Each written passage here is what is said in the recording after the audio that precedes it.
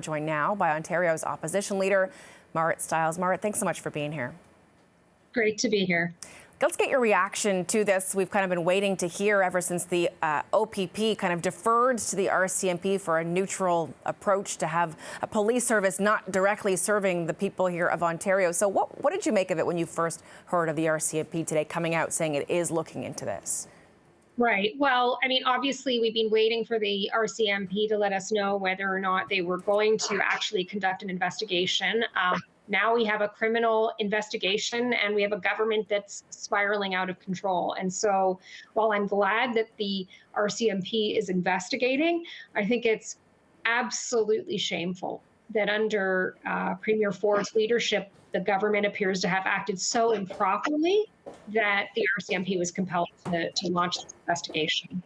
You mentioned in your press conference within the hour that you were now concerned that the Premier and his government would essentially now be using this RCMP investigation as a veil, almost a wall, to not answer questions. What kinds of questions will you be posing to the Premier when you get to be in front of him next time?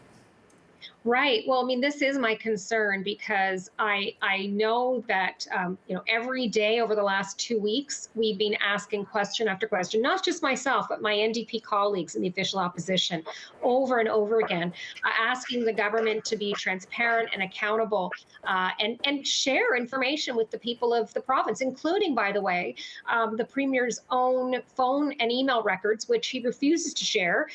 So I'm very concerned the government's going to use this as a veil to hide from the people of Ontario, but we're going to keep asking those questions anyways. People have a right to know what the Premier's direct role was, if any, in this, what role his office played, what they knew and when they knew it.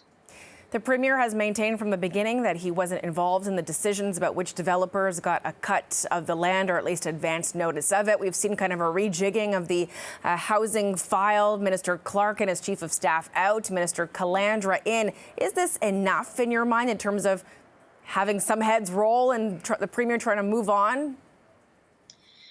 I mean, I think the government, if the government would actually answer the questions, if the Premier would actually come clean with Ontarians, I might feel a little better about it. But I think the problem is that they sort of seem to think that they can, remove a couple of people and that'll solve the problem. But the smell, the bad smell lingers, and I think it sort of hangs there over everything the government's doing right now, because it isn't just the greenbelt.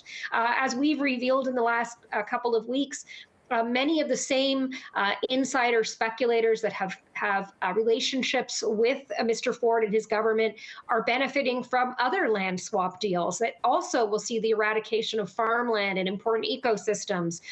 And of course, we have a government that's very keen to get the private sector involved in healthcare, things like that. I mean, you have to see these connections between this government and some of these wealthy insider friends as an opportunity this government sees for corruption and collusion, and we're not going to stand for it. Ontario's opposition leader, Marit Stiles, thanks for your time.